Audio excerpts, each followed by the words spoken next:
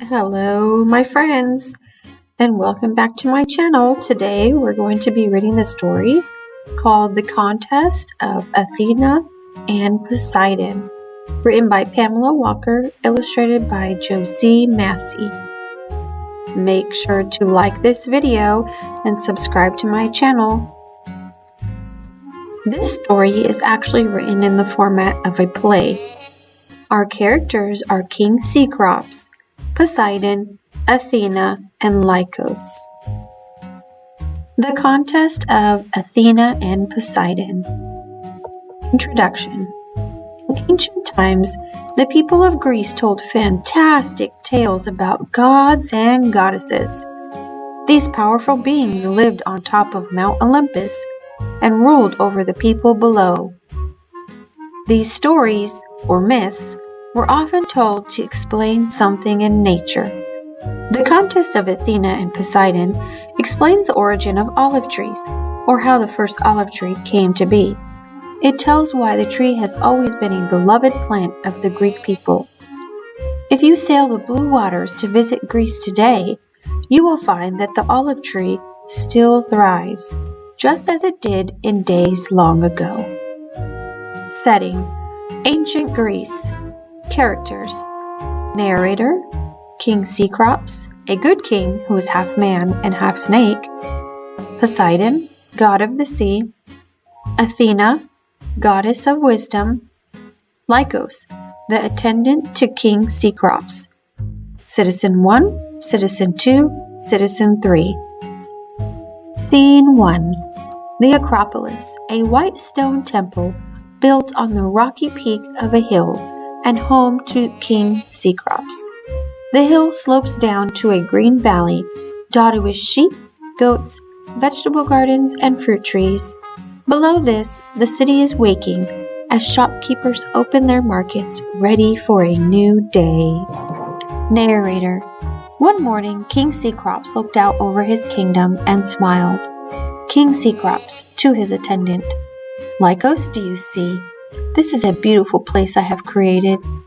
Fruit sellers call out the names of juicy cherries, figs, and grapes.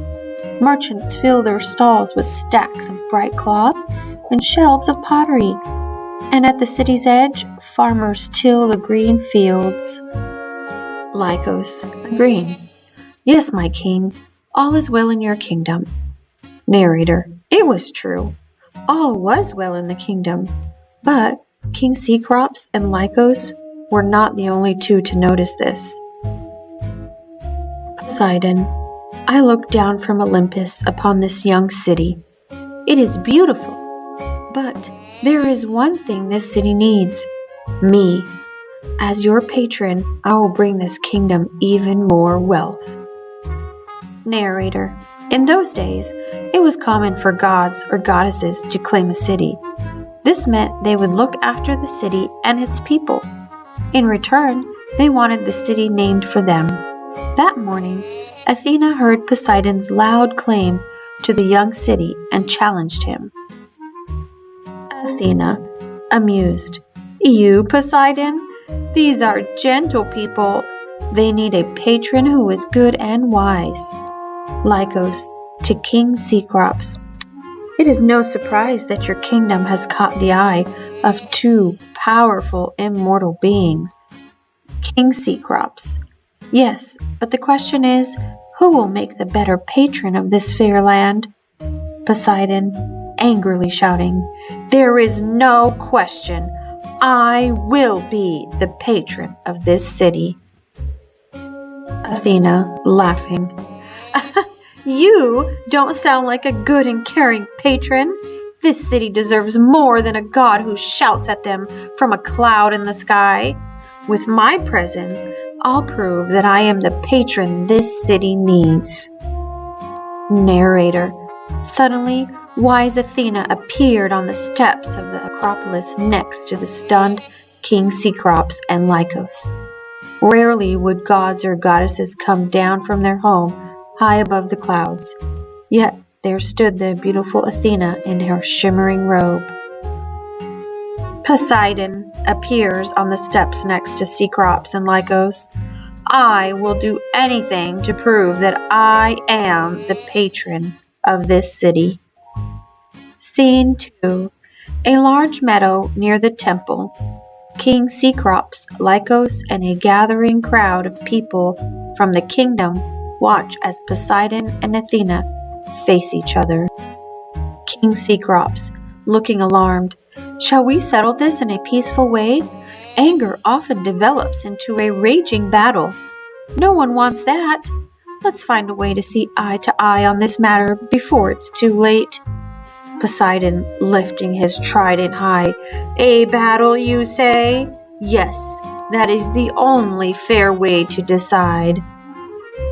Athena, shaking her head. No, Poseidon, the only fair way is to let the people decide. We can have a contest. We will each present the city with a gift. The people can decide which gift helps their city more. Narrator. A loud cheer rose up from the people. King Cecrops, relieved. A contest is a fair and wise solution. Let us receive the gifts from Poseidon and Athena. Then the people of my kingdom can decide who is the best patron for our city. Poseidon, mumbling to himself, a silly contest. But no matter, my gift will be better than Athena's. To King Cecrops and the people of the kingdom, I will go first. After my perfect gift, there will be no need for Athena's pitiful offering. Narrator. Poseidon lifted his shining trident above his head. This golden weapon with 3 sharp prongs gave Poseidon power over the sea. As suddenly as he lifted it, he brought it down, striking the ground so hard that it shook. Poseidon, shouting as he yanks his trident from the ground, My gift to you is water. Narrator. Everyone cheered as water poured forth. Citizen 1. We are always in need of fresh water. Poseidon, this is truly a wonderful gift. Narrator. But soon the water began to gush, rising at an alarming rate. Frightened, the people fled into the hillsides. Citizen 2, upset. This is too much water. It is covering the flat meadows. Citizen 1. Oh no! Waves are lapping against the buildings at the edge of the city.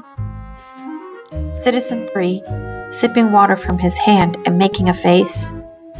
This water isn't fresh. It's salty. It is of no use for drinking or for watering our crops. King Cecrops, whispering to Lycos, Much of my kingdom is now covered in useless water. My people and their farm animals cling to the craggy hillsides. I hope Athena's gift is far better. Athena, reaching into the folds of her robe, My gift to you, holds up a small green tree. Narrator. A gasp of disappointment was heard, followed by mocking laughter from Poseidon. But then the crowd grew quiet as Athena knelt down. She began planting the small tree in the rocky soil on the hillside. Athena, singing softly, This tree is small, but it will grow. The gifts it gives are good. Each stage of its life gives again and again, from fruit to oil to wood. Citizen 1, excited, pointing. Look! Can it be? Narrator. On every hillside, olive trees began to spring up. Many were heavily laden with plump green olives. Athena, singing softly, The woods of these trees is hard and lasts for many, many years. The trees bear olives. They are tasty to eat, and their oil is the best in all the lands. Citizen 2. Think of the olives we can eat and the oil we'll be able to make. Citizen 3. Our people will benefit from this gift always. Athena wins. Narrator. A loud cheer rang through the hills as people called out Athena's name. Poseidon, angry about the decision, left amidst a grumble of thunder. Scene 3. The Acropolis overlooking Athens. Groves of olive trees dot the hillside. A gentle sea breeze rustles the leaves. Baskets of olives overflow on the steps of the temple. Narrator. Many years have passed since the contest between Athena and Poseidon. True to her word, Athena was a good and wise patron. The city named for her, Athens, became one of the finest cities in the ancient world. King Cecrops to his attendant. Lycos, do you see? With Athena as our patron, this kingdom thrives like never before. People around the world want our olives.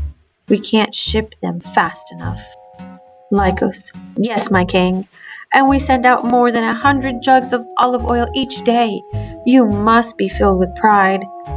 King Cecrops, wistfully, I am old now, Lycos. I am wealthy beyond measure. I have more jewels than any king could desire. But there is only one jewel that I have loved, and that is my sparkling Athens. Narrator. A few days later, King Cecrops died. As was his wish, he was buried beneath an olive tree overlooking the city he loved. The goddess, who loved the city as much as the good king, wept. Athena's tears soaked into the roots of the olive tree, and because of that, it never died. In fact, that tree lives on today. I hope you enjoyed that story about the contest of Athena and Poseidon. It was written by Pamela Walker. Pamela Walker grew up in a family of storytellers. Her father especially enjoyed bringing old stories, such as folk tales and myths, to life for his 6 children. When she grew up, Pamela became a teacher and later a writer. Today, she continues her father's tradition by telling and writing stories for children everywhere. Josie Mass has been drawing for as long as she can remember. She was never afraid to be alone as a little girl, as long as she had her pencils, her papers, and her head full of ideas ready to be drawn. As an adult, she now has her dream job as an illustrator of children's books. Thank you for reading with me today. Don't forget to like this story and subscribe to my channel, Lulu's Storytime, where we're learning and growing together.